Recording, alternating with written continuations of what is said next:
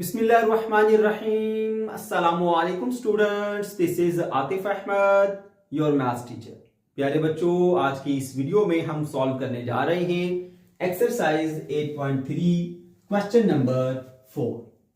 बेटा इस क्वेश्चन में कहा जा रहा है solve part 1 two part 4 of question number 1 using law of tangents. Law of tangents का इस्तेमाल करते हुए क्वेश्चन नंबर 1 के पार्ट नंबर 1 से लेकर पार्ट नंबर 4 तक सॉल्व कीजिए। मेरे बच्चों, क्वेश्चन नंबर 1 में आपको कहा गया था कि ट्रायंगल ABC को सॉल्व करें। अब उस ट्रायंगल के अंदर कुछ साइड्स और कुछ एंगल आपको दे दिए गए थे। जो रिमेनिंग साइड्स थी और रिमेनिंग एंगल्स थे वो आपने मालूम करने थे। ठीक है, अब हमने यहां पे लॉ ऑफ टेंजेंट्स का इस्तेमाल करना है और इनका इस्तेमाल करते हुए ट्रायंगल की जो अननोन साइड्स हैं और अननोन एंगल्स हैं वो मालूम करने हैं। ठीक है बेटा, अब यहां पे आपको ये पता होना चाहिए कि लॉ ऑफ टेंजेंट्स क्या है। मैं आपको इससे पहले भी कॉन्सेप्ट दे चुका हूं बेटा कि एक होती है राइट एंगल ट्रायंगल। उसकी अगर कोई अननोन साइड हो या कोई अननोन एंगल हो तो बड़ा आसान होता है। आप पाइथागोरस थ्योरम का इस्तेमाल कर सकते हैं, आप ट्रिग्नोमेट्रिक रेशियोज का इस्तेमाल कर सकते हैं और अननोन एंगल अननोन साइड को मालूम कर सकते हैं। लेकिन अगर आपके पास कोई ऐसी ट्रायंगल हो जो कि राइट एंगल ट्रायंगल ना हो, other than right angle triangle हो, ऐसी ट्रायंगल को हम ऑब्लिक ट्रायंगल कहते हैं। तो उस ट्रायंगल को सॉल्व करने के लिए फिर हमें कुछ और फार्मूले चाहिए, कुछ और रिलेशंस चाहिए। तो उसको सॉल्व करने के लिए फिर हम लॉ ऑफ कोसाइंस का इस्तेमाल करते हैं, लॉ ऑफ साइंस का इस्तेमाल करते हैं, लॉ ऑफ टेंजेंट्स का इस्तेमाल करते हैं। इसके अलावा हाफ एंगल आइडेंटिटीज का भी हमने इस्तेमाल किया है। ठीक है बेटा, तो उन्हीं में से एक ये लॉ ऑफ टेंजेंट है जिनका इस्तेमाल करते हुए हमने इस ट्रायंगल को सॉल्व कर रहे हैं। ठीक है मेरे बच्चों, अब यहां पे ना अगर देखें तो ये सिर्फ 3 फार्मूले हैं ये लॉ ऑफ टेंजेंट में। इन 3 फार्मूलों को आपने याद कैसे रखना है वो तरीका आप सीख लीजिए, बाकी कोई मुश्किल काम नहीं है। ठीक है बेटा, तो मैं अब आपको ये बताता हूं कि किस तरह से आप इनको याद रख सकते हैं। देखो बेटा, ये देखिए, एक होता है प्रूफ करना। प्रूफ तो आप कर भी लेना, फिर भी पेपर के अंदर अगर आपको भूल जाए तो जल्दी से आपने रिकॉल करना होता है, तो आपको ट्रिक करनी चाहिए। जरूरी नहीं है कि आप सिर्फ उसको प्रूफ करना जानते हैं कैसे आया तो फिर आप उसको याद रख लें, क्योंकि आपको अगर भूल गया तो आप उसको प्रूव नहीं कर सकते। आपको ट्रिक आनी चाहिए कि कैसे हम इनको मेमोराइज करें, कैसे हम इनको जल्दी से माइंड में रिकॉल कर लें। ठीक है, तो जरा देख लीजिए बेटा। सबसे पहली चीज आपको ये पता होनी चाहिए बेटा कि एक ट्रायंगल के अंदर 3 साइड्स होती हैं, उसको स्मॉल a, स्मॉल b और स्मॉल c से रिप्रेजेंट करते हैं। 3 एंगल होते हैं, एक अल्फा, एक बीटा और एक गैमा होता है। ठीक है, तो याद रखिएगा, अगर ये मेरे पास एक ट्रायंगल आ गई है, ठीक है, इसका ये वाला वर्टेक्स a है, ये वाला वर्टेक्स b है और ये वाला वर्टेक्स c है। ठीक है, तो a के जो अपोजिट साइड होती है ना बेटा, ठीक है, ए पॉइंट के अपोजिट यानी इसके अपोजिट, इसको स्मॉल ए कहते हैं। बी के अपोजिट को स्मॉल बी कहते हैं, सी के अपोजिट को स्मॉल सी कहते हैं। ये इन 3 साइड्स के नाम हो गए। अब याद रखिएगा, ए साइड के अपोजिट एंगल को अल्फा कहते हैं, बी साइड के अपोजिट को हम बीटा कहते हैं और सी साइड के अपोजिट एंगल को बेटा हम गैमा कहते हैं। ये चीजें आपने याद रखनी है कि सी का अपोजिट एंगल गैमा होता है, ए साइड का अपोजिट अल्फा और बी साइड का अपोजिट बीटा होता है। ठीक है, ये चीज आपने बेटा बस याद रखनी है। ओके, जब आपको ये चीज याद हो जाएगी तो फिर आप इसके फॉर्मूलों को याद करने की कोशिश करेंगे। आपने क्या करना है, इस फॉर्मूले के अंदर आप देखें बेटा तो 2 साइड का सम है, फिर उन्हीं 2 साइड्स को हमने सब्ट्रैक्ट किया हुआ। तो कोई सी 2 साइड ले लेंगे, ए और बी पहले ले ली गई है, ए प्लस बी और ए माइनस बी। ठीक है, उन्हीं 2 साइड को ऊपर प्लस किया गया, उन्हीं 2 साइड को नीचे हम माइनस करेंगे। तो ये बराबर होगा tan of alpha plus beta by 2 tan of alpha minus beta by 2। अब जरा अगर गौर करो तो a के अपोजिट एंगल अल्फा होता है, b के अपोजिट एंगल बीटा होता है। अगर a प्लस b आया तो यहां पर alpha plus b tan alpha plus beta आ जाएगा। ठीक है, डिवाइडेड बाय आप 2 कर लेंगे। ठीक है, इसी तरह से अगर a माइनस b आया है तो a का एंगल अपोजिट अल्फा होता है, b का अपोजिट बीटा होता है। अगर माइनस है तो अल्फा माइनस बीटा बाय 2 आ जाएगा, tan of alpha minus beta by 2। इस तरह से आप इसको याद रख सकते हैं। अब नेक्स्ट अगर आपने रिकॉल करना है तो माइंड में अगर आपको भूल गए तो क्या करेंगे, ए और बी वाला हो गया, फिर बी और सी साइड वाला ले लेते हैं। बी और सी साइड में क्या होगा, बी और सी को ऊपर प्लस करेंगे, उसी बी और सी को नीचे माइनस करेंगे। अब यहाँ पर बी है और यहाँ पर सी है ना, बी का अपोजिट एंगल बीटा, सी का अपोजिट एंगल बेटा गैमा होता है। तो क्या होगा, tan beta plus gamma by 2। तो उसी तरह tan beta minus gamma by 2 कर लेंगे आप। ऊपर बी प्लस सी है ना तो बीटा प्लस गैमा, नीचे बी माइनस सी है तो बीटा माइनस गैमा। ठीक है, तो देख लो, पहले बी है तो पहले बीटा आया, बाद में सी है तो बाद में गैमा आएगा। ठीक है, इसी तरह से फिर जो नेक्स्ट रिलेशन है सी और ए के दरमियान, सी प्लस ए और सी माइनस ए, सी गैमा और ए से अल्फा।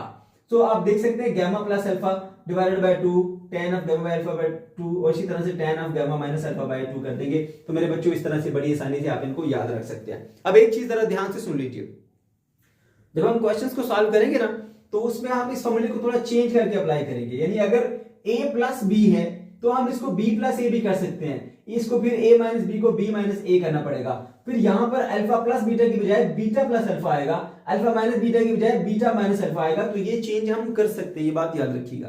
यानी अगर a प्लस बी की बजाय b प्लस ए करूंगा तो कर सकता हूं, यहां पर a माइनस बी की बजाय b माइनस ए करना पड़ेगा, यहां पर अल्फा प्लस बीटा की बजाय बीटा प्लस अल्फा करना पड़ेगा, यहां पर अल्फा माइनस बीटा की बजाय बीटा माइनस अल्फा करना पड़ेगा।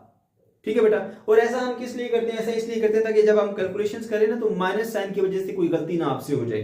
ठीक है, इस वजह से हम ये करते हैं, वरना डायरेक्टली भी आप इसको अप्लाई करें तो अप्लाई होते हैं, कोई इशू नहीं है। ठीक है बेटा, ओके जी।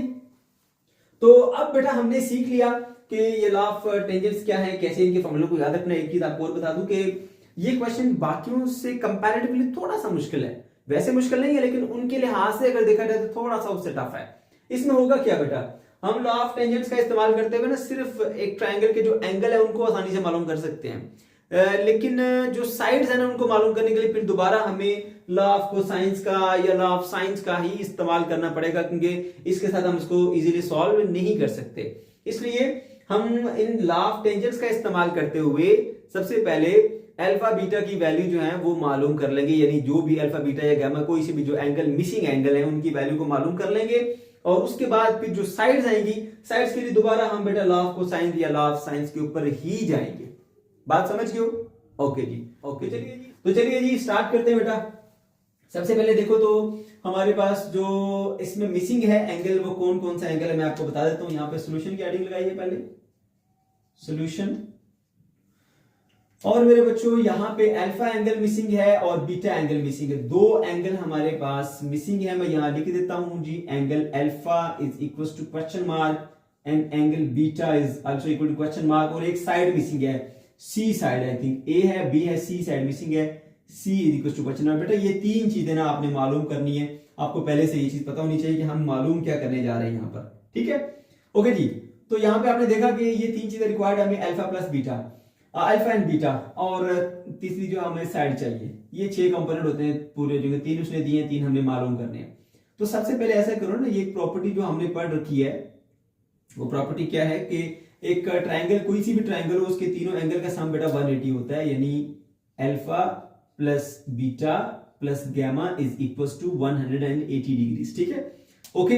अब अगर यहां से हम अल्फा बीटा को ऐसे ही रखें, अल्फा प्लस बीटा और प्लस गामा की वैल्यू कितनी है जी, गामा की वैल्यू 58.5 है, इज इक्वल टू 180 डिग्री। ठीक है, तो हम इसको उधर ले जाते हैं, alpha plus beta is equal to 180 minus 58.5। मैं ये क्यों कर रहा हूं उसकी वजह मैं आपको बताता हूं।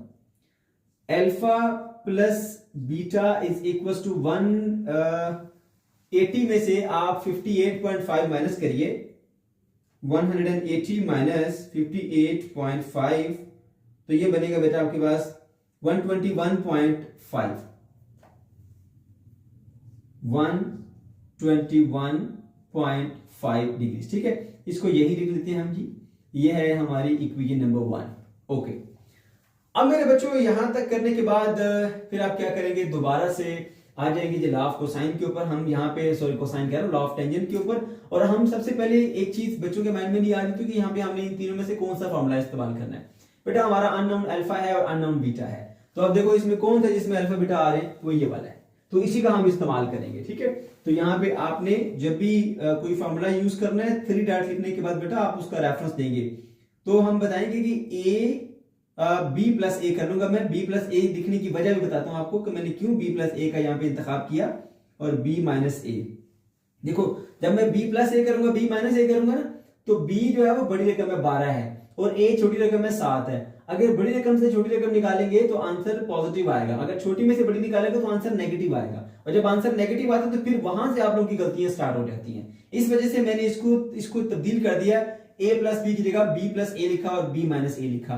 तो यहां पर बेटा आप इसी तरह करेंगे यहाँ पे कि tan of beta plus alpha divided by 2 और इसी तरह से tan of beta minus alpha divided by 2। ये बेटा आपने फॉर्मूले के अंदर थोड़ी सी चेंजिंग कर ली है, ठीक है। अब मैं यहां पे वैल्यूज को प्लग इन करता हूं।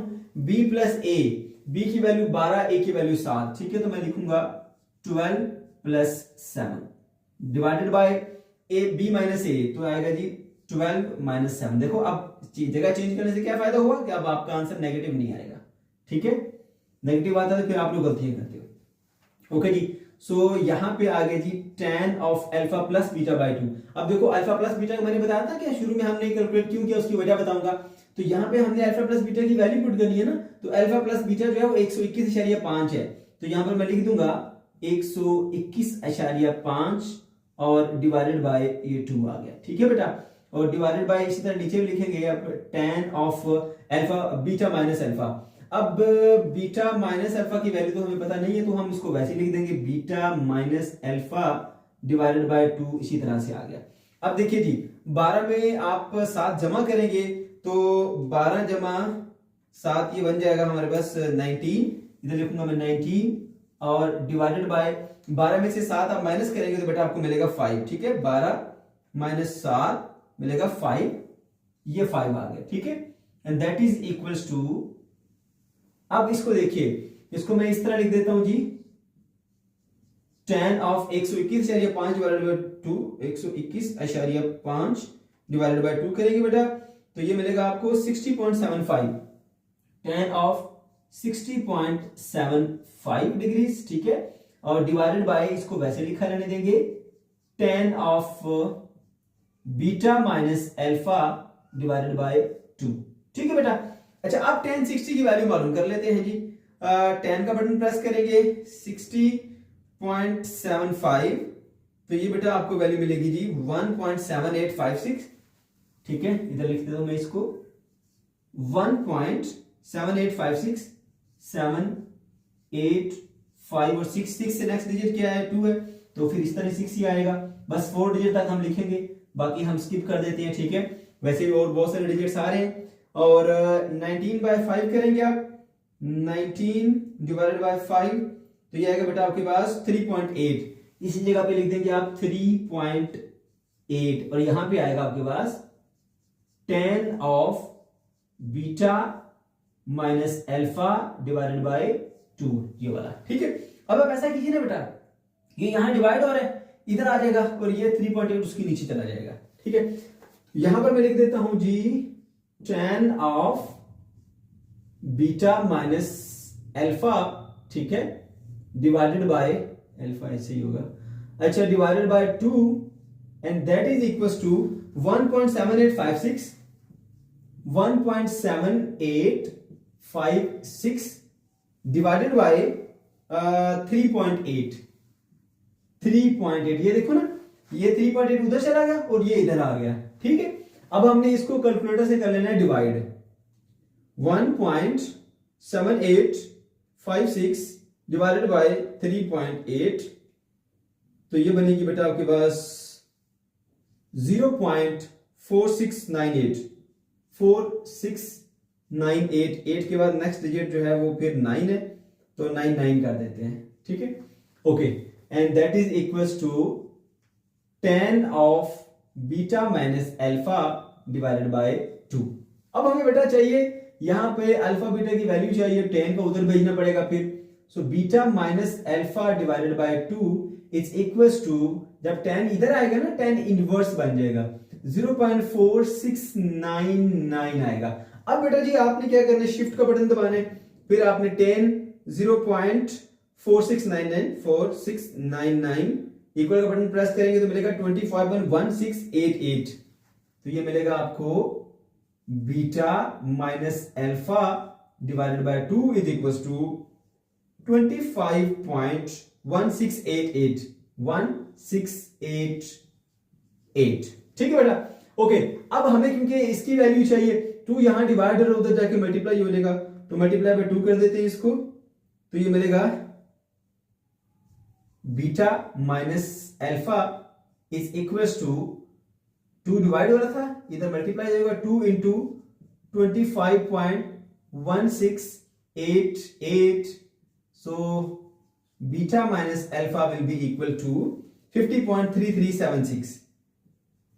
50.3376. ठीक है। अच्छा, अब ये आपके पास बेटा जी वैल्यू आ चुकी है इसकी बीटा माइनस अल्फा की। अगर आप इसको राउंड ऑफ करके लिखो ना, तो राउंड ऑफ करके आपके पास बन जाती है कोई लगभग 50.3। ठीक है, बाकी हम नहीं लिख रहे। सही है, बीटा माइनस अल्फा, इसको आप कह दीजिए ये इक्वेशन नंबर 2 आ गई है। अब एक हमारे पास पहले इक्वेशन मौजूद है, अल्फा प्लस बीटा, इन दोनों का सम जो है वो 121.5 डिग्री है, और ये बीटा माइनस अल्फा जो है वो 50.3 है। अगर आप इसको जो है ना अल्फा प्लस बीटा को बीटा प्लस अल्फा भी लिखा जा सकता है। ठीक है बेटा, हम क्या करेंगे, इस इक्वेशन को दोनों को ना आपस में ऐड कर लेंगे, ऐड करके अल्फा बीटा की वैल्यू हमें मिल जाएगी। क्यों? उसकी वजह यह है कि देखो बेटा, जब एक इक्वेशन के अंदर दो अननोन चीजें आ जाती हैं तो किसी एक की वैल्यू भी मालूम नहीं की जा सकती। हमें वैसी एक और इक्वेशन चाहिए होती, तो एक ये इक्वेशन बन गई, दूसरी ये इक्वेशन बन गई, इनको हम आपस में ऐड करके एक को खत्म कर देंगे अल्फा या बीटा को, और दूसरा की वैल्यू हमें मिल जाएगी। कैसे, मैं अभी आपको बताता हूं। अब देखो बेटा, यहां पे आप लिखेंगे जी एडिंग इक्वेशन 1 एंड 2। 1 और 2 को आपने ऐड कर देना। आप देखिएगा जरा, मैं यहां लिखता हूं जी, ये अल्फा प्लस बीटा ना, इसको बीटा प्लस अल्फा में लिखा जा सकता है। Beta plus alpha is equals to 121.5 121.5 degree. ठीक है, और beta minus alpha is equals to 50.3 degree. अब बेटा इन दोनों को हम कर लेते हैं ऐड। अब देखिए, अल्फा प्लस का अल्फा माइनस का आपस में कट जाएंगे, एप्पल प्लस एप्पल 2 एप्पल होता है ना, इसी तरह बीटा प्लस बीटा, या बेटा आपके पास बन जाएगा 2 time beta. 2 time beta is equal to 121.5 divided by 50.3, तो ये बन जाएगा बेटा आपके पास 2.2 नहीं प्लस करना, सॉरी इनको प्लस करना था, 121.5 प्लस मैंने डिवाइड कर दिया था 50.3। ठीक है, तो ये बन जाता है हमारे पास 171.8 डिग्री। ठीक है, तो ये तो 2 बीटा की वैल्यू है, हमें चाहिए वैल्यू बीटा की, तो बीटा इधर ही रहेगा, 2 जो इधर मल्टीप्लाई हो रहा है इस तरफ आगे डिवाइड हो जाएगा, 171.8 डिवाइडेड बाय 2। ठीक है, इसको हम डिवाइड कर लेते हैं जी 2 के साथ, तो वैल्यू मिलेगी आपको 85.9।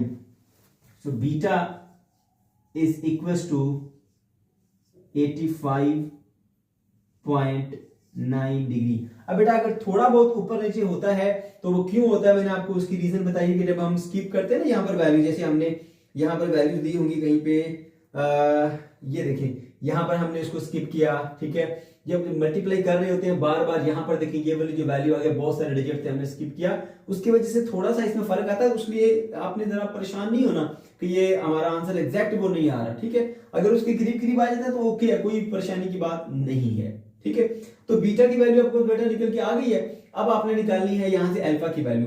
हमें पता है कि अल्फा माइनस बीटा जो है वो इसके इक्वल होता है 25 पॉइंट, या इसको इस्तेमाल कर लीजिए, या फिर सीधी सीधी ये वाली इक्वेशन बनी इसका इस्तेमाल करें, अल्फा प्लस बीटा 121.5 के बराबर होता है।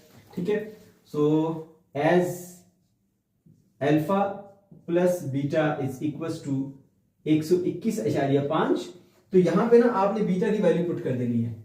अल्फा प्लस बीटा की वैल्यू कितनी है, 85.9, 85.9 इज इक्वल्स टू 121.5। अब अल्फा ऐसे ही रहेगा, ये उधर जाके माइनस हो जाएगा, 121.5 माइनस 85.9। ठीक है, तो अभी माइनस कर लेते हैं जी, 121.5 माइनस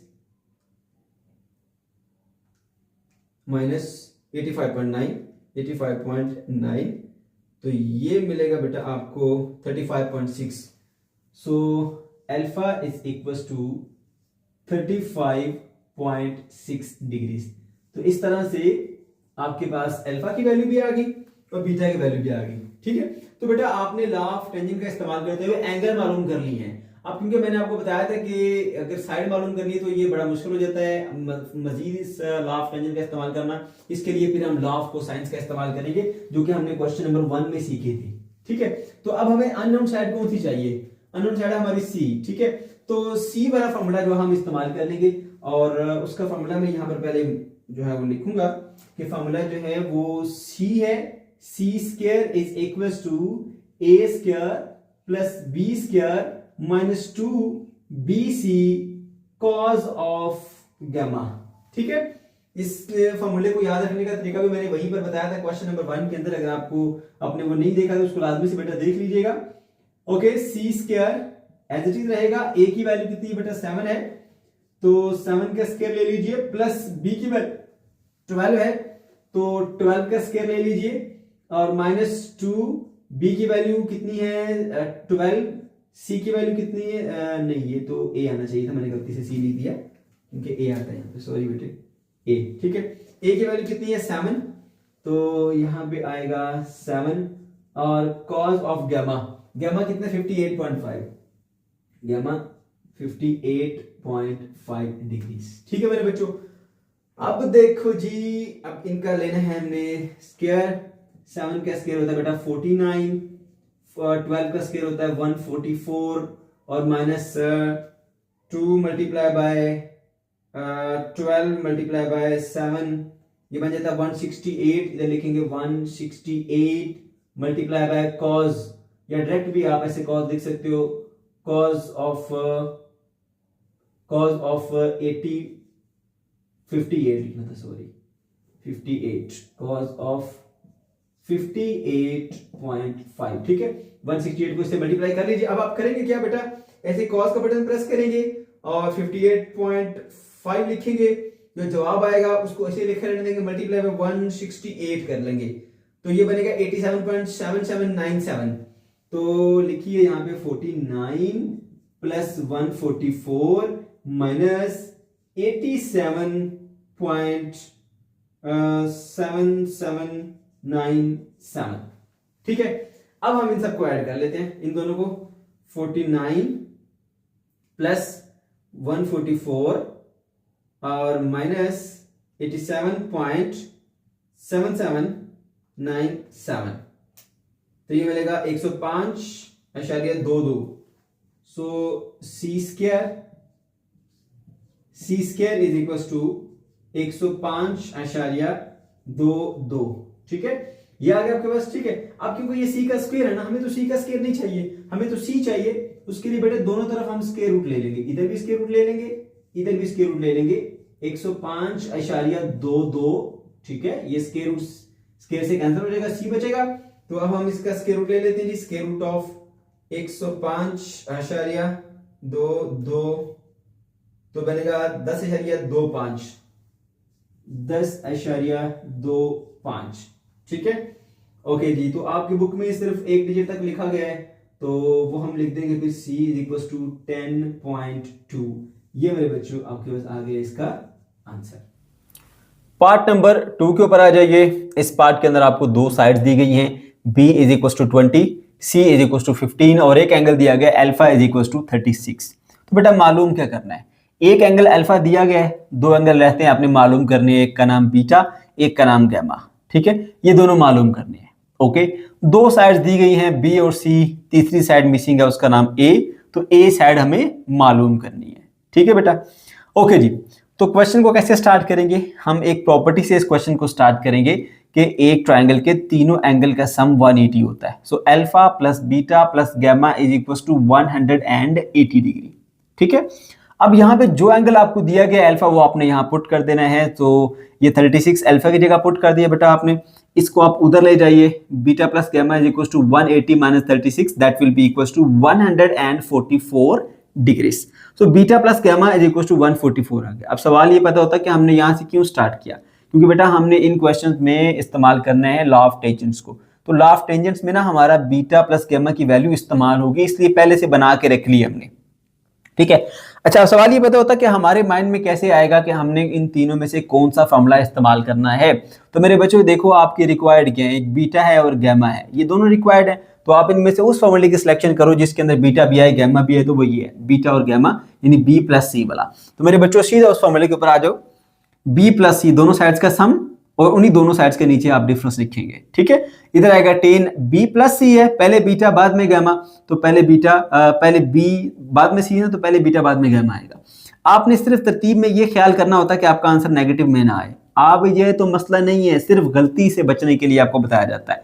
बड़ी रकम कौन सी है, बी, छोटी रकम कौन सी है, सी। तो बड़ी में से छोटी माइनस होगी तो आंसर नेगेटिव नहीं आएगा, इसलिए बी माइनस सी ही रखो, तरतीब चेंज करने की जरूरत नहीं है बेटा।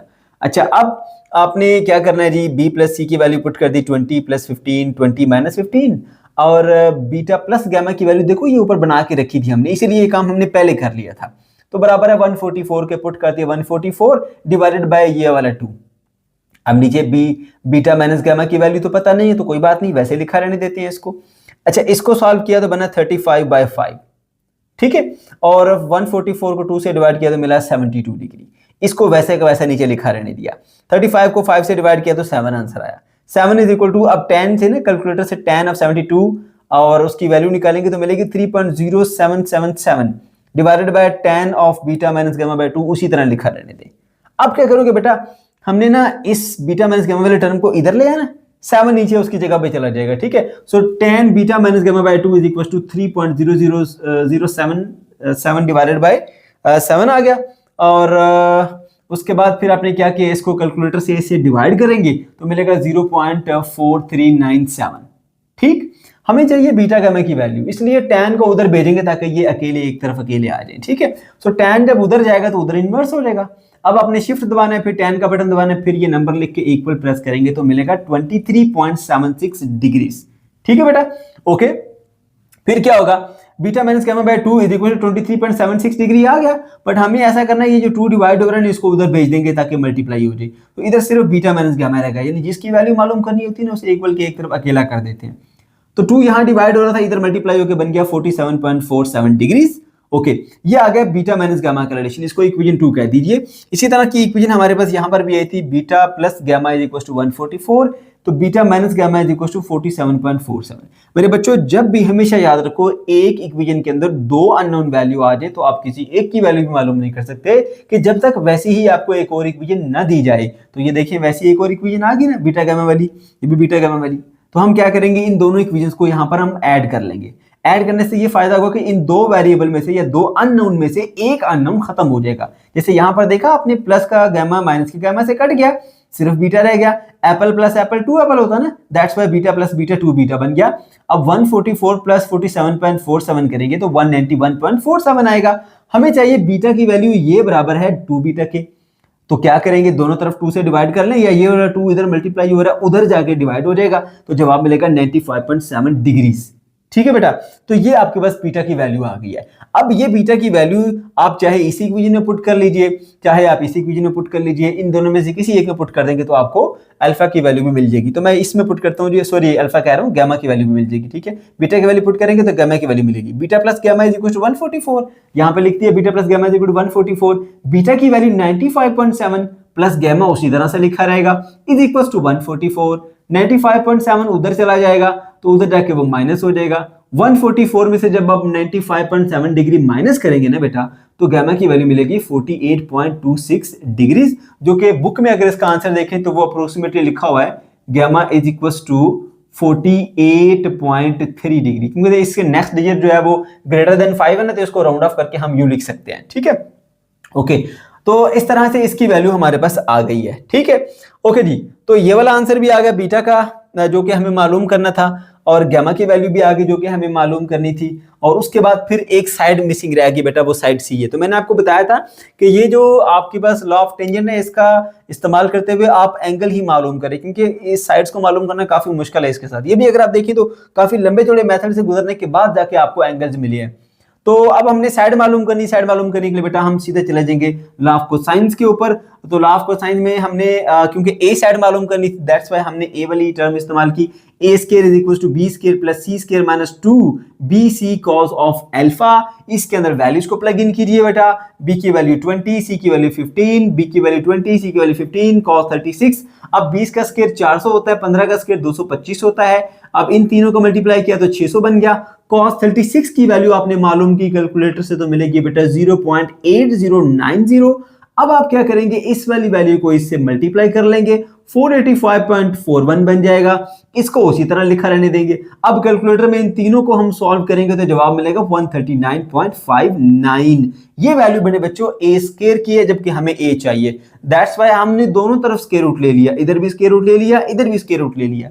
जब हमने दोनों तरफ स्क्वायर रूट लिया तो ये स्क्वायर रूट से कट गया, ए बच गया। इसका स्क्वायर रूट बना 11.81, जो कि आपकी बुक में अगर आंसर देखा जाए ए की वैल्यू को तो वो अप्रोक्सीमेटली 11.8 दी गई है। ठीक है, 1 को उन्होंने नहीं लिखा, स्किप कर दिया।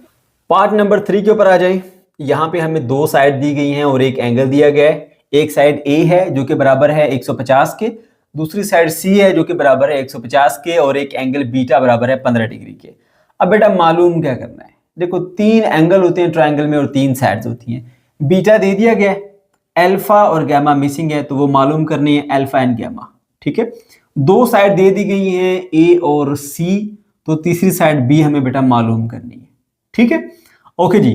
तो स्टार्ट करते हैं बेटा एक प्रॉपर्टी से कि एक ट्रायंगल के तीनों एंगल का सम 180 होता है। So alpha plus beta plus gamma is equal to 180 degree. अब जो भी एंगल आपको गिवन है बीटा यहां पर पुट कर दीजिए। ठीक है, तो आप क्या करेंगे, इस 15 को आप उधर ले जाएंगे, अल्फा प्लस गामा को ऐसे लिखा रहने देंगे, तो इधर आके 15 माइनस हो जाएगा। 180 में से 15 माइनस करेंगे तो 165 आएगा। इस तरह से alpha plus gamma is equal to 165 का कैलकुलेशन बन गया। ये हमने क्यों किया, क्योंकि जब हम इसके ऊपर लॉ ऑफ टेंजेंट अप्लाई करेंगे तो वहां पर ये वाली वैल्यू हमारी इस्तेमाल होती है। यहाँ पर देखिए अल्फा प्लस गामा, समझ के बेटा, इसलिए हमने पहले से इसको रेडी करके रखा होता है। ये रीजन है इसको स्टार्ट करने की यहां से। ओके बेटा, उसके बाद क्योंकि हमें मेंशन किया गया क्वेश्चन में कि लॉ ऑफ टेंजेंट का इस्तेमाल करना है, तो आपने इन तीनों में से कौन सा लॉ सेलेक्ट करना है वो आप देखेंगे कि रिक्वायर्ड क्या है। अल्फा रिक्वायर्ड है और गामा रिक्वायर्ड है। अब इन तीनों में से कौन सा है जो अल्फा और गामा को रिलेट करता है, वो ये है। ठीक है बेटा, इसका इस्तेमाल करेंगे, वो है जी सी माइनस ए सी प्लस है। अब आप सोच रहे हैं कि सर यहां पर देखिए फॉर्मूले में सी प्लस ए ऊपर है, सी माइनस ए नीचे है, यहाँ पे tan गामा माइनस अल्फा वाला नीचे है और यहाँ पे आपने ऊपर किया हुआ था। ऐसा क्यों किया आपने, जरा बात ध्यान से सुनिएगा मेरे बच्चों। इसमें ना जो साइड ए है और साइड सी दोनों की दोनों बराबर साइड है, बराबर साइड है। और जब मैं दो इक्वल वैल्यूज को माइनस करता हूं तो आंसर क्या आता है, 0। अब जरा सोचो, अगर मैं इधर लिखता 150 फिर माइनस 150, तो 150 में से 150 गया तो 0 आ गया। तो एनीथिंग डिवाइडेड बाय 0, यानी किसी भी नंबर से जब हम 0 से डिवाइड करते हैं तो फिर वो लाइक 1/0 कर लो तो वो फिर अनडिफाइन हो जाता है। ठीक है, तो इस चीज से बचने के लिए हमने क्या किया, इसको उलट कर दिया। तो ऐसा हम कर सकते हैं। ठीक है, बस फर्क ये है कि अगर आपने माइनस वाला नीचे की बजाय ऊपर लिखा है तो फिर वो जो गामा माइनस अल्फा वाला है वो भी नीचे की बजाय आप ऊपर लिखेंगे। ठीक है, अगर आपने सी प्लस ए नीचे लिखा है तो फिर गामा प्लस अल्फा वाला भी आप नीचे लिखेंगे। ठीक है बेटा, बस इतना आपने ख्याल करना है। तो आप नीचे वाले टर्म ऊपर, ऊपर वाले टर्म नीचे लिख सकते हैं, लेकिन दोनों तरफ करनी है, एक तरफ सिर्फ नहीं करनी। समझ गए? तो अब आपके माइंड में वो लॉजिक आ गई, रीजन आ गई कि मैंने क्यों इसको उलट किया। क्योंकि अगर हम इसको उलट ना करते तो फिर हमारा क्वेश्चन जो है वो अगर सॉल्व नहीं होना था, क्योंकि anything divided by 0 is undefined. Okay जी, अब मैंने इस वजह से इसको सी माइनस ए ऊपर रखा और सी प्लस ए नीचे रखा, और tan गामा माइनस अल्फा फिर मुझे ऊपर लाना पड़ा और अल्फा प्लस गामा वाली टर्म मुझे नीचे ले जानी पड़ी। उम्मीद करता हूं बेटा कि आपको ये पॉइंट समझ में आ गया होगा कि हमने ऐसा क्यों किया है। उसके बाद जस्ट वैल्यूज को प्लग इन कीजिए, 150 माइनस 150, 150 प्लस 150, ये 0 हो जाएगा। अब देखो 0 ऊपर आ गया ना, है ना, तो ऊपर 0 आज चलेगा, 0 डिवाइडेड बाय समथिंग इज 0 चलेगा, लेकिन अगर 0 नीचे होता तो फिर वो अनडिफाइंड हो जाता। उससे बचने के लिए बेटा हमने ये काम किया। ओके जी, तो अब tan गामा बाय 2 की वैल्यू हमें नहीं पता, तो tan गामा बाय 2 इसी तरह रहेगा, सॉरी गामा बाय 2 कह रहा हूँ, गामा माइनस अल्फा बाय 2। ठीक है, वो ऐसे ही लिखा रहेगा। और tan of gamma plus alpha वो हमें पता है जी, इस गामा प्लस अल्फा की वैल्यू 165 ऊपर बना के रखी थी हमने, 165 बाय 2 कर देंगे तो ये बनेगा 82.5। अब मेरे बच्चों 0 बाय समथिंग तो 0 होता है, tan gamma minus alpha by 2 वैसे लिखा रहेगा, tan 82.5 की वैल्यू कैलकुलेटर से निकालोगे तो मिलेगी 7.7957। ठीक है, ओके। अब हमें क्योंकि गैमा और अल्फा की वैल्यू चाहिए तो उसको अकेला करना होता है। ये नीचे डिवाइड हो रहा है, उधर जाके मल्टीप्लाई कर दो। जब ये 0 से मल्टीप्लाई होगा ना बेटा तो पूरे का पूरा 0 हो जाएगा। ठीक है, और ये tan gamma minus alpha by 2 उसी तरह इधर पड़ा रहेगा। अब ये tan gamma minus alpha by 2 जो है वो बराबर आ गया 0 के। हमें चाहिए वैल्यू बेटा अल्फा माइनस गैमा वाली। ठीक है, तो ये tan को फिर इधर लाना पड़ेगा। जब tan इधर आके इनवर्स हो जाएगा तो tan इनवर्स ऑफ 0 बेटा 0 के बराबर होता है। So 0 is equal to alpha minus gamma by 2। 2 यहां पर डिवाइड हो रहा है, इधर 0 से मल्टीप्लाई होगा तो ये भी 0, तो इधर रह गया गैमा माइनस अल्फा बराबर है 0 के। यानी गैमा में और अल्फा में कोई फर्क नहीं है, इसका मतलब दोनों बराबर हुए। इसको अगर हम इधर ले आए, ठीक है, तो ये क्या हो जाएगा बराबर, यानी कि आप यूं कह सकते हैं कि alpha is equals to gamma. ठीक है, ये दोनों बराबर हो गए हैं। अच्छा जी, उसके बाद हमने नेक्स्ट क्या करना है, जो हम प्रोसीजर करते आए हैं उसी प्रोसीजर को फॉलो करते हैं कि ये हमारी एक इक्वेशन आ गई है, ये हमारी पहले वाली इक्वेशन थी। ठीक है, इन दोनों को हम ऐड करेंगे, gamma plus alpha is equal to 165, gamma minus alpha is equal to 0। दोनों को ऐड किया, गैमा गैमा से कट गया, अल्फा अल्फा से कट गया, गैमा प्लस गैमा 2 गैमा हो गया, और 165 प्लस 0 165 रह गया। हमें चाहिए बेटा गैमा की वैल्यू, 2 साथ में मल्टीप्लाई हो रहा है, उधर भेजेंगे डिवाइड हो जाएगा, 165 बाय 2 करेंगे तो 82.5 हमारा आंसर आएगा। So gamma is equal to 82.5 degrees. अब यहां से डायरेक्ट भी कर सकते हैं क्योंकि अल्फा और गैमा दोनों बराबर हैं, तो अगर गैमा 82.5 है तो अल्फा भी डेफिनेटली 82.5 ही होगा। लेकिन अगर आप प्रॉपर तरीके से इसको सॉल्व करना चाहते हैं तो वो फिर आप कोई भी एक इक्वेशन लिख लीजिए, ये वाली, इसके अंदर ये वैल्यू पुट कर दीजिए बेटा। ठीक है, तो अब यहाँ पे लिखेंगे 0 is equal to alpha minus gamma, इसको इधर ले आए प्लस हो जाएगा, अल्फा बराबर है गैमा की वैल्यू पुट करो 82.5 तो अल्फा की वैल्यू भी 82.5 आ जाएगी। कितना आसान क्वेश्चन है ये। उसके बाद मेरे बच्चों फिर हम आ जाएंगे जी अननोन साइड के लिए। तो मैंने बताया था कि ये लॉ ऑफ टेंजेंट जो है ये तो बड़ी मुश्किल से हम इनसे एंगल निकालते हैं, वो भी इतना ज्यादा क्वेश्चन लंबा चौड़ा हो जाता है, तो साइड्स के लिए हम इसको इस्तेमाल नहीं करते, साइड्स के लिए हम लॉ ऑफ कोसाइंस का इस्तेमाल करेंगे। ठीक है, अननोन साइड कौन सी है बेटा, अननोन साइड है आपकी बी। तो इनमें से जो बी स्क्वायर वाला फॉर्मूला है ये बी वाला है, ये इस्तेमाल कर लेंगे। B square is equal to A square plus C square minus 2ac cos of beta. तरीका याद है ना आपको, जो मैंने बताया था इसको, इन फॉर्मूलों को याद रखने का, कि अगर यहाँ पर बी आया है तो उसका अपोजिट एंगल यहाँ पे आएगा बीटा। अगर बी इस्तेमाल हो गया, पीछे रह गए ए और सी, वो यहाँ पर आ जाएंगे, और जो दो यहाँ पर आए हैं वही दो यहाँ पर मल्टीप्लाई भी होते हैं। ठीक है, अब हम इनकी वैल्यूज को प्लग इन करेंगे। ए की वैल्यू 150, सी की वैल्यू 150, ए की वैल्यू 150, सी की वैल्यू 150। इसका स्केयर लिया 22,500, इसका स्केयर भी 22,500, 2 इंटू 150 इंटू 150 करेंगे 45,000 बन जाता है। cos 15 की वैल्यू बेटा 0.9659 आ जाती है। अब सबसे पहले इन दोनों को मल्टीप्लाई कर लेंगे, मिलेगा 43,466.66 आ गया। इनको वैसे का वैसा लिखा रहने देंगे। अब आई बारी कैलकुलेटर की, this term plus this term minus this term, तो करेंगे 1533.34 बनेगा। अब ये बी स्क्वायर की वैल्यू, जबकि हमें किसकी वैल्यू चाहिए, हमें बी की वैल्यू चाहिए। दोनों तरफ स्क्वायर रूट ले लेंगे बेटा, ये स्क्वायर रूट से कट जाएगा, इधर बी रह जाएगा, इसका स्क्वायर रूट लेंगे तो 39.1578 आएगा। इस तरह से मेरे बच्चों बी की वैल्यू जो है वो आगे 39.2, बाकी डिजिट्स जो है वो हमने स्किप कर दिए, एक डिजिट तक रखा पॉइंट के बाद, नेक्स्ट डिजिट जो है वो आपका 5 है, तो उससे पहले वाला अगर ऑड हो तो उसको 1 इंक्रीज कर देते हैं, अगर इवन हो तो फिर ऐसे ही खत्म कर देते हैं। सो 39.2 हमारे पास इसका आ गया आंसर। पार्ट नंबर 4 पे आ जाइए। यहां पर आपको दो साइड दी गई हैं, A is equal to 30, C is equal to 42, और एक एंगल दिया गया beta is equal to 45 degrees. मालूम क्या करना है भाई, तीन एंगल और तीन साइड होती हैं, एक एंगल दिया गया बीटा, दो एंगल हमें फिर मालूम करने हैं, एक अल्फा और एक गैमा। ठीक है, दो साइड दी गई हैं ए और सी, तीसरी साइड फिर बी हमें मालूम करनी है, तो बी के सामने क्वेश्चन मार्क। ये चीजें बेटा आपको रिक्वायर्ड है। ठीक है, ओके जी, तो स्टार्ट करेंगे उस प्रॉपर्टी से कि तीनों एंगल का सम एक ट्रायंगल के अंदर 180 के बराबर होता है। So alpha plus beta plus gamma is equal to 180 degree. अब जो एंगल गिवन है वो यहाँ पे वैल्यू पुट कर दो, बीटा 45 है ना बेटा, बीटा की जगह 45 पुट कर दो। अब इस 45 को उधर ले जाएंगे, इधर रह जाएगा अल्फा प्लस गामा, और 180 minus 45 is equal to 135 degrees. ठीक है, यहीं पे इसको रोक दीजिए, इसको एक नाम दे दीजिए इक्वेशन नंबर 1 का। ठीक है, अब क्योंकि हमने इसे सॉल्व करना है using the law of tangent, तो अब इन तीनों में से कौन सा टेंजेंट का लॉ इस्तेमाल करेंगे, रिक्वायर्ड क्या है, अल्फा और गैमा है ना, तो वो इस्तेमाल करेंगे जिसमें अल्फा और गैमा है बेटा, वो ये वाला है।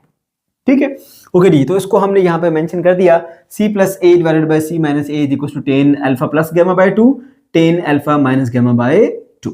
ठीक है, अब देखिए यहाँ पे जो बड़ी वैल्यू है वो 42 है, छोटी वैल्यू 30 है, यानी c बड़ा है a छोटा है, तो बड़ी वैल्यू में से छोटी वैल्यू निकलेगी तो वो नेगेटिव साइन का इशू भी नहीं आएगा, तो कोई जरूरत नहीं फॉर्मूले में चेंजिंग करने की। ठीक है, और जैसा हमने इससे पिछले क्वेश्चन में किया था, नीचे वाला ऊपर लिखा था, ऊपर वाला नीचे लिखा था, वो भी ऐसा कुछ करने की जरूरत नहीं, क्योंकि वो सिर्फ उस क्वेश्चन में ही इस तरह का प्रॉब्लम था कि हमारा डिनोमिनेटर 0 हो जाता था, जो कि हमें नहीं होने देना था। ठीक है, यहाँ पे बेटा बिल्कुल स्ट्रेट फॉरवर्ड फॉर्मूला लगाया, इसके अंदर वैल्यूज पुट करनी है। अब आपने c और a की वैल्यूज पुट की, 42 प्लस 30, 42 माइनस 30। ठीक है, अल्फा प्लस बीटा की वैल्यू ये हमने ऊपर बना के रखी थी, इसीलिए पहले बना के रखी थी क्योंकि हमें इसकी वैल्यू की जरूरत पड़ती है इसके अंदर फॉर्मूले में। सो अल्फा प्लस गामा जो है वो 135 है बेटा, तो उसकी जगह पे हमने जो है वो इसकी वैल्यू 135 पुट करनी है यहाँ पर। ठीक है, ओके जी, तो ये स्टेप मेरे ख्याल से मैंने इजाफी कर दिया है। बहरहाल चलो हो गया सो हो गया, यहीं पे पुट कर देनी चाहिए थी वैल्यू, 135 आ गई डिवाइडेड बाय 2। ठीक है, और नीचे वाला alpha gamma minus alpha by 2, क्योंकि उसकी वैल्यू नहीं पता, उसको एज इट इज लिखा रहने दीजिए। इन दोनों को सॉल्व कीजिए, 42 प्लस 30 72 बन गया, 42 माइनस 30 12 बन गया, इन दोनों को डिवाइड करेंगे बेटा आएगा 6, तो मैंने 6 यहाँ लिख दिया। ठीक है, 10 में 135 जो है ना डिवाइडेड बाय 2 करेंगे तो 67.2 आता है, यहाँ लिख दिया मैंने उसको, और इसको वैसे का वैसा लिखा रहने दिया।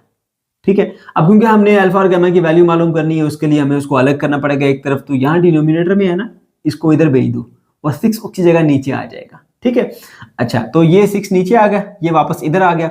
इन दोनों को बेटा कैलकुलेटर से कीजिए डिवाइड, लेकिन पहले हम 1067.5 की वैल्यू लेंगे, वो आएगी 2.4142, फिर उस वैल्यू को 6 से हम करेंगे डिवाइड, इसको डिवाइड करेंगे तो मिलेगा 0.4028, और इधर वैसे का वैसा पड़ा रहा 10 alpha gamma minus alpha by 2। ठीक है, अब क्योंकि हमें इसकी वैल्यू चाहिए तो tan भी हटाना पड़ेगा, उधर भेजना पड़ेगा, जब tan यहां से उधर जाएगा इक्वल के तो इनवर्स हो जाता है। अब tan इनवर्स ऑफ 0.4024 करेंगे मेरे बेटे, तो आपको कैलकुलेटर से वैल्यू मिलेगी 21.91 डिग्री। बात समझ आ गई है हमने क्या किया यहाँ पर? बेसिकली यहाँ पे सबसे पहले इसकी वैल्यू कैलकुलेट की कैलकुलेटर से, वो मिली 2.4142, इसको इधर लाया, 6 उसकी नीचे चला गया, फिर इस वैल्यू को 6 से डिवाइड किया तो नंबर मिला 0.4024, फिर हमने 10 को उधर लाया, 10 इनवर्स ऑफ 0.4024 करेंगे तो 21.91 आएगा। अब बेटा ये गामा माइनस अल्फा की वैल्यू है, जबकि हमें इसको नीचे नजर आ रहा है 2 हमें नहीं चाहिए, क्योंकि हमें इसकी वैल्यू मालूम करनी, इसको अलग करना पड़ेगा। 2 यहाँ डिवाइड हो रहा है, इक्वल के उधर जाके मल्टीप्लाई हो जाएगा। जब बेटा डायरेक्टली 2 को मैंने यहाँ पे मल्टीप्लाई कर दिया, आप 2 को मल्टीप्लाई करेंगे तो ये बनेगा 43.84, ये 2 ना उधर मल्टीप्लाई हो गया जाके। ओके, एक स्टेप मैंने यहाँ काम किया था कि हमारा थोड़ा टाइम सेव हो जाए। तो गामा माइनस अल्फा की वैल्यू ये आ गई है, इसको इक्वेशन नंबर 2 कर दीजिए। फिर वही स्टेप जो हम पीछे से करते आ रहे हैं कि ये इक्वेशन 1 और ये इक्वेशन 2, इन दोनों को हमने आपस में ऐड करना है। तो gamma plus alpha is equal to 135, gamma minus alpha is equal to 43.84, ये वाली वैल्यू। ठीक है, अब इनको सॉल्व कीजिए, gamma positive gamma negative, alpha positive alpha negative आपस में कट जाएगा। गामा प्लस गामा 2 गामा, जैसे एप्पल प्लस एप्पल 2 एप्पल होता है, वैसे गामा प्लस गामा 2 गामा, और इन दोनों को ऐड कीजिए 178.84 आएगा। अब मेरे बेटे हमें गामा की वैल्यू चाहिए, ना कि 2 गामा की वैल्यू चाहिए, ये तो 2 गामा की वैल्यू है। तो क्या करेंगे, 2 जो यहाँ पर मल्टीप्लाई हो रहा है उस तरफ जाके डिवाइड हो जाएगा, इधर गामा रह जाएगा। Gamma is equal to 178.4 divided by 2 कीजिए बेटा, तो मिलेगा 89.42 डिग्री, यही हमारा आंसर है, गामा की वैल्यू आ गई। ठीक है बेटा, अच्छा अब हमें अल्फा की वैल्यू भी चाहिए, तो ये गामा की वैल्यू आपने इक्वेशन नंबर 1 में पुट करनी होती है, तो आपको अल्फा की वैल्यू मिल जाएगी। ये देखिए gamma plus alpha is equal to 135, और यहाँ पे आपने गामा की वैल्यू 89.42 पुट कर दी है, अल्फा वैसा ही रहा, ये इधर जमा हो रहा है, उधर जाके माइनस हो जाएगा। 135 में से जब 89.42 माइनस करेंगे तो मिलेगा 45.58, अगर इसको एक डिजिट तक पॉइंट के बाद राउंड ऑफ करेंगे तो 45.6 डिग्रीज बन जाएंगे, और ये हमारे पास बेटा अल्फा की वैल्यू भी आ गई। अब लास्ट रह गया जी हमारे पास बी की वैल्यू मालूम करना। तो मैंने पहले भी बताया साइड हम इसकी हेल्प से मालूम नहीं करते, साइड के लिए हम लॉ ऑफ कोसाइंस का इस्तेमाल करेंगे। कौन सी साइड मालूम करनी है जी? बी वाली, तो बी वाला फॉर्मूला लेंगे, ये B square, B square is equal to C square plus A square minus 2ac into cos of beta. Just values को प्लग इन कीजिए, बी की वैल्यू 42, सी की वैल्यू 30, बी की वैल्यू 42, सी की value 30, cos 45। अब इसका square बेटा बनता है 1764, इसका स्क्वायर बनता है 900, इन तीनों को मल्टीप्लाई किया तो बिना 25 20, और cos ऑफ 45 की वैल्यू मिलेगी कैलकुलेटर से 0.7071।